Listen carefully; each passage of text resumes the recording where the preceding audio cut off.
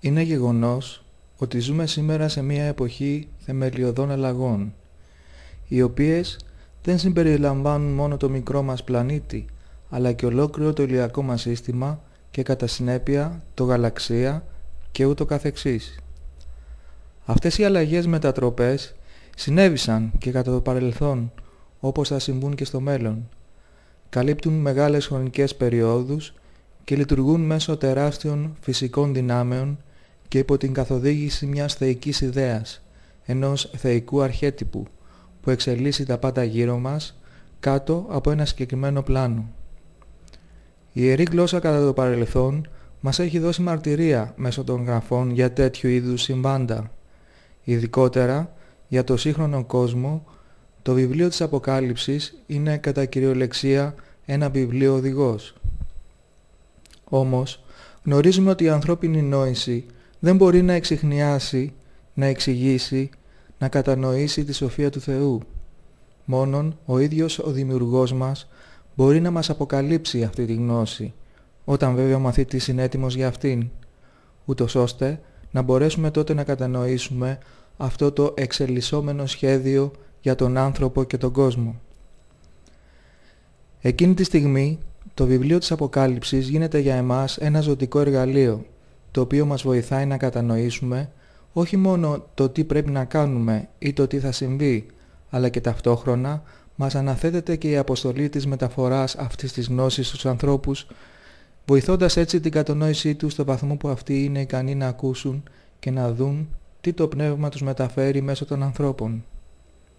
Τώρα, γινώντας την αρχική μας διατύπωση, είναι γεγονός ότι ο κόσμος μας και ο άνθρωπος οδηγούνται σε ένα επόμενο εξελικτικό στάδιο, το οποίο θα αλλάξει κυριολεκτικά το γνωστό σε εμάς κόσμο, όπως και τον ίδιο τον άνθρωπο.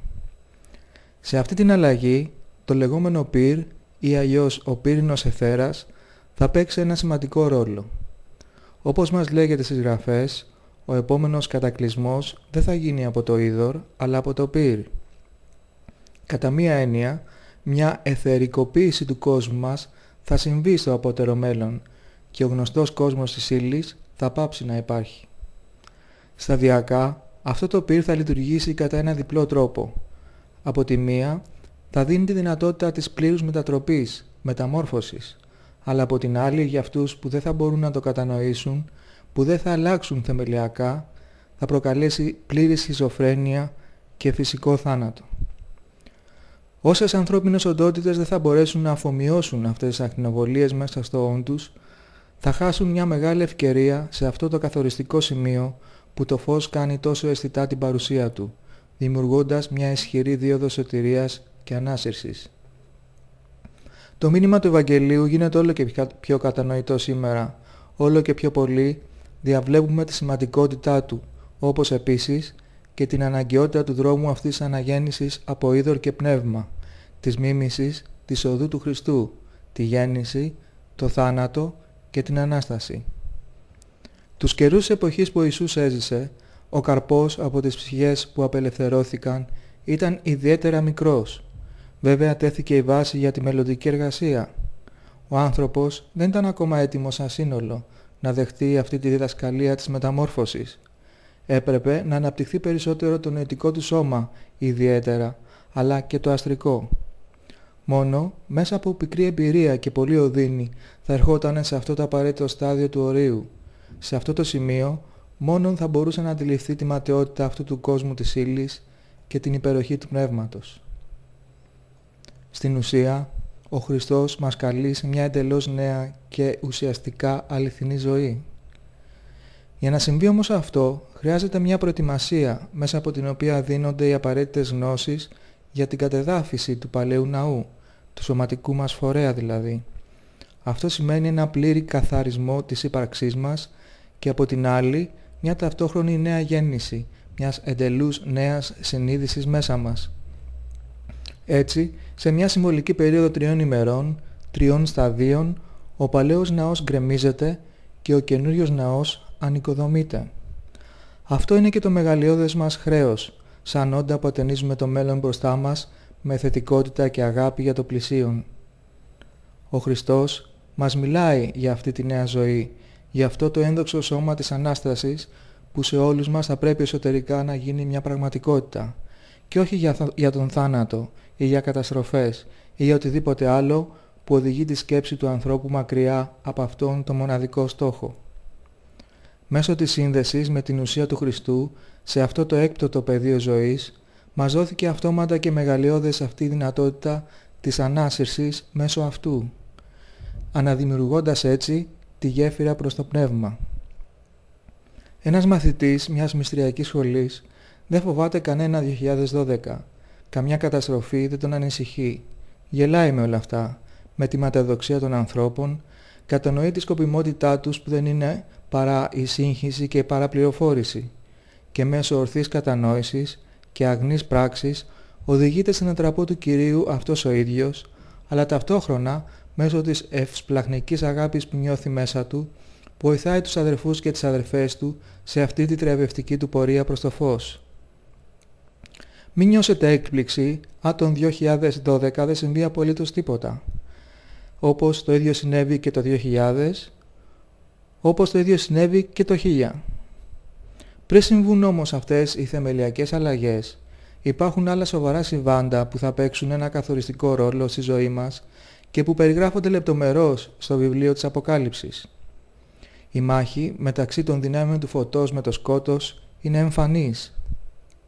Η καταπίεση, η σύνθλιψη, ο οικονομικός μαρασμός των ανθρώπων που γίνεται αυτή τη στιγμή από τις σατανικές δυνάμεις που κυβερνούν τον κόσμο αποσκοπούν στην πλήρη αποπνευματοποίηση του ανθρώπου. Του δημιουργούν τέτοια ζωτικής φύσεως προβλήματα στην καθημερινότητά του που πώς μπορεί αυτός μετά να ασχοληθεί με τα πνευματικά, με τον πολιτισμό, αν δεν μπορεί καν να ανταπεξέλθει στα βασικά διατροφικά του έξοδα. Αυτό το φορτίο το καταπιέζει ανυπόφορα.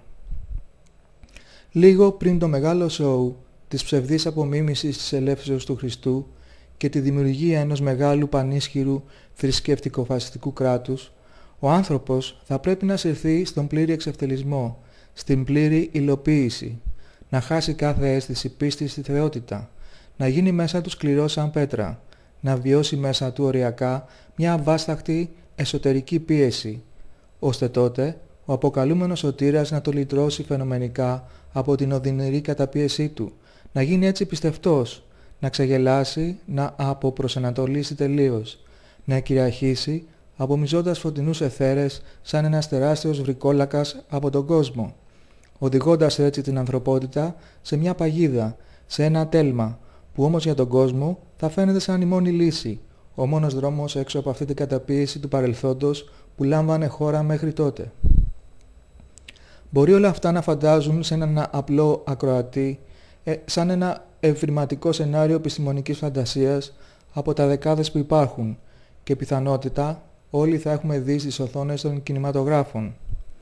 Όμως, αγαπητοί μου φίλοι, αυτό το σενάριο έχει ήδη αρχίσει να λαμβάνει χώρα και νομίζω ότι με μια απλή σοβαρή ματιά αυτό γίνεται εμφανές σε όλους μας.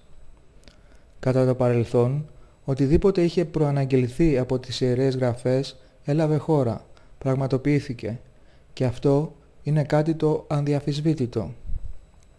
Έτσι και στο παρόντα χρόνο ένα μεγάλο σοου παίζεται ήδη. Σε εσάς τους ίδιους έγκυται και η εκλογή του δρόμου τον οποίο θα πρέπει να ακολουθήσετε. Ο ένας μας οδηγεί σε μια νέα ζωή, ο άλλος στη στασιμότητα, την απώλεια, τη φυλακή. Ήθε η εκλογή σας να είναι σοφή. Μην ανησυχείτε για την πορεία σας προς το φως. Αμέτρητη βοηθή είναι στην υπηρεσία σας και βέβαια το μεγαλειώδες φως του Χριστού, το οποίο ήταν, είναι και θα είναι παρόν, και αυτό θα ανακαινήσει το γνωστό και τον άγνωστο κόσμο. Σας εύχομαι ένα καλό τέλος.